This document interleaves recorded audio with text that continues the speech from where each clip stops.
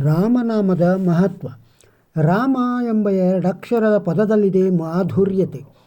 ರಾಮನಾಮ ಜಪದಿಂದ ಶರೀರ ಹಾಗೂ ಮನಸ್ಸಿಗೆ ಶಾಂತಿ, ನೆಮ್ಮದಿ ಹಾಗೂ ಆಧ್ಯಾತ್ಮಿಕ ಅನುಭವ ಸಿಗುತ್ತದೆ. ಸಾವಿರಾರು ಸಂತರು ಮಹಾತ್ಮರು ರಾಮನಾಮದಿಂದ ಅಲೌಕಿಕ ಶಾಂತಿ ಹಾಗೂ ಮೋಕ್ಷವನ್ನು ಪಡೆದಿದ್ದಾರೆ. ರಾಮನಾಮದ ಮಹಿಮೆ ರಾಮನಿಗಿಂತಲೂ ಹಿರಿದು. ಭವದ ಕತ್ತಲೆಯಿಂದ ಆನಂದದ ಬೆಳಕಿನತ್ತ ಕೊಂಡೊಯ್ಯುವ ದೀಪ ರಾಮನಾಮ. ಭವದುಃಖದ ಪರಿಹಾರಕ್ಕೆ ರಾಮನಾಮ ಒಂದೇ ಸಾಕು. ಸಮರ್ಥ ರಾಮದಾಸರು ಶ್ರೀರಾಮ ಜಯ ರಾಮ ಜಯ ಜಯ ರಾಮ ಎಂಬ ತ್ರಯೋದಶಾಕ್ಷರಿ ಮಂತ್ರವನ್ನು 13 ಕೋಟಿ ಸಲ ಬರೆದು ಸಾಕ್ಷಾತ್ ಶ್ರೀರಾಮನ ದರ್ಶನ ಪಡೆದರು. ಶ್ರೀರಾಮನನ್ನೇ ನೆನೆದು ಪೂಜಿಸಿ ಶಬರಿ ಮಹತ್ವವನ್ನು ಪಡೆದಳು. ವಾನರರ ಸೇನೆ ರಾಮದರ್ಶನದಿಂದ ಪುನೀತವಾಯಿತು. ಹೀಗೆ ಶರಣಾಗತರನ್ನು ರಕ್ಷಿಸುವ ಭಕ್ತವತ್ಸಲ ಪ್ರಭು ಶ್ರೀರಾಮ. ಆತನ ನಾಮ ಜಪದಿಂದ ಮಾತ್ರ ಕಲಿಯುಗದ ದುಃಖದುಮ್ಮಾನಗಳ ಪರಿಹಾರ. ರಾಮನಾಮ ಸಂಕೀರ್ತನೆಯಿಂದ ಈ ಭವಸಾಗರವನ್ನು ದಾಟಲು ಸುಲಭ ಸಾಧ್ಯ. ರಾಮನಾಮದಲ್ಲಿದೆ ಅದ್ಭುತ ಶಕ್ತಿ, ಅಪಾರ ಮಹಿಮೆ. ಆ ಶಕ್ತಿ ಮಹಿಮೆಗಳ ದರ್ಶನ ಕೇವಲ ಶ್ರದ್ಧೆ, ವಿಶ್ವಾಸ ಹಾಗೂ ಭಕ್ತಿಗಳಿಂದ ಮಾತ್ರ ಸಾಧ್ಯ. ಅಣೋರಣೀಯಾನ್ ಮಹತೋ ಘರಿಯಾನ್. ಅಣುವಿನಲ್ಲಿ ಅಣು, ಮಹತ್ತಿನಲ್ಲಿ ಹಿರಿದು ರಾಮನಾಮ. ಇದನ್ನರಿತ ವ್ಯಕ್ತಿಗೆ ಭವಸಾಗರದ ಅಳುಕಿಲ್ಲ, ದುಃಖ ನೋವುಗಳಿಲ್ಲ. ಜಪಹಿಂ ನಾಮು ಜನ ಆರತ್ ಭಾರಿ, ಮಿಟಹಿಂ ಕುಸಂಕಟ ಮೋಹಿಂ ಸುಕಾರಿ. ಪ್ರತಿದಿನ ಮನದಲ್ಲಿ 2 ನಿಮಿಷ ರಾಮನಾಮವನ್ನು ನೆನೆದರೆ ಸಾಕು. ಅದೇ ಶ್ರೀರಾಮನ ನಿತ್ಯ ಪೂಜೆ. ಶ್ರೀರಾಮನ ಸಂಕೀರ್ತನೆಯಿಂದ ಕೇವಲ ಮನಃಶಾಂತಿಯಷ್ಟೇ ಅಲ್ಲ, ಕರ್ಮಶುದ್ಧಿ, ವಿಚಾರಶುದ್ಧಿಗಳು ಸಹ ಸಿಗುತ್ತವೆ. ಪ್ರಕೃತಿಯ ಆರಾಧನೆಯೂ ಕೂಡ. ರಾಮನಿಲ್ಲದೆ ಪ್ರಕೃತಿ, ಪ್ರಪಂಚ, ಚರಾಚರ ವಸ್ತುಗಳ ಯಾವುವೂ ಇರಲಾರವು.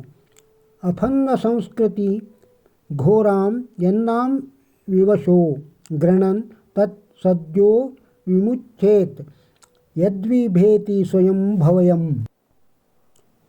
ಅಂದರೆ ಘೋರ ಸಂಸಾರ ಬಂಧನದಲ್ಲಿ ಸಿಲುಕಿರುವ ಮನುಷ್ಯ ರಾಮನಾಮವನ್ನು ಜಪಿಸಿದ ತಕ್ಷಣ ಎಲ್ಲ ಬಂಧನಗಳಿಂದ ವಿಮುಕ್ತನಾಗುತ್ತಾನೆ. ಶ್ರೀರಾಮನ ದಿವ್ಯ ಸ್ಥಾನವನ್ನು ಹೊಂದಲು ಅರ್ಹತೆಯನ್ನು ಗಳಿಸುತ್ತಾನೆ. ರಾಮನಾಮ ಸ್ವಯಂ ಜ್ಯೋತಿ, ಸ್ವಯಂ ಮಣಿ.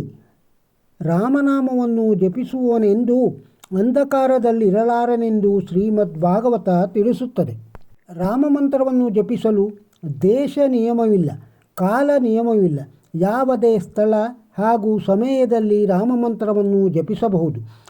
ಅಶುಚಿ, ಅಪವಿತ್ರವಾಗಿರುವಾಗಲೂ ಸಹ ಶ್ರೀರಾಮ ಮಂತ್ರವನ್ನು ಜಪಿಸಬಹುದು. ನಿರ್ದಿಷ್ಟ ಕಠೋರ ನಿಯಮಗಳ ಯಾವುವೂ ರಾಮ ಜಪಕ್ಕಿಲ್ಲ. ರಾಮ ಕೇವಲ 2 ಅಕ್ಷರದ ಪದವಲ್ಲ. ಅಲೌಕಿಕ ಸಂತೋಷ, ಶಾಂತಿ, ಜೀವನ ಹಾಗೂ ಧರ್ಮ ಇವು ರಾಮ ಶಬ್ದಕ್ಕಿರುವ ಅರ್ಥಗಳು. ಹಾಗಾಗಿ ರಾಮ ಎಂಬುದು ದಿವ್ಯ ಮಂತ್ರ, ವೇದಗಳ ಜ್ಞಾನವಿಲ್ಲದೆಯೂ ಮೋಕ್ಷವನ್ನು ತೋರಿಸುವ ಮಾರ್ಗ. ರಾಮನಾಮ ಜಪಿಸುವವನಿಗೆ ಸರ್ವ ದುಃಖಗಳಿಂದ ವಿಮೋಚನೆ. ಹಿಂದಿನ ಕಾಲದಲ್ಲಿ ಪರಸ್ಪರರು ಭೇಟಿಯಾದಾಗ ರಾಮ್ ರಾಮ್ ಎನ್ನುವ ಪದ್ಧತಿ ಇತ್ತು.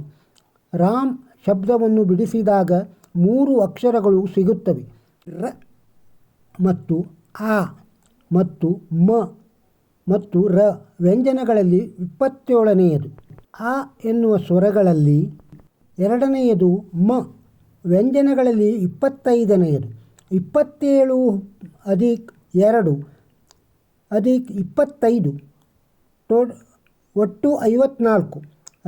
ರಾಮ್ ಎಂದರೆ 54 ಅಧಿಕ್ 54 108. 108 ನಮಗೆ ಪವಿತ್ರ ಸಂಖ್ಯೆ.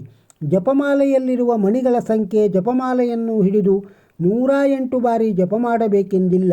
ರಾಮ ಎಂದರೆ ಸಾಕು, 1 ಮಾಲೆ ಜಪವನ್ನು ಮಾಡಿದ ಫಲ ಸಿಗುತ್ತದೆ. ರಾಮ ಎಂಬುದು ರಘುಪತಿಯ ಉದಾರ ನಾಮ.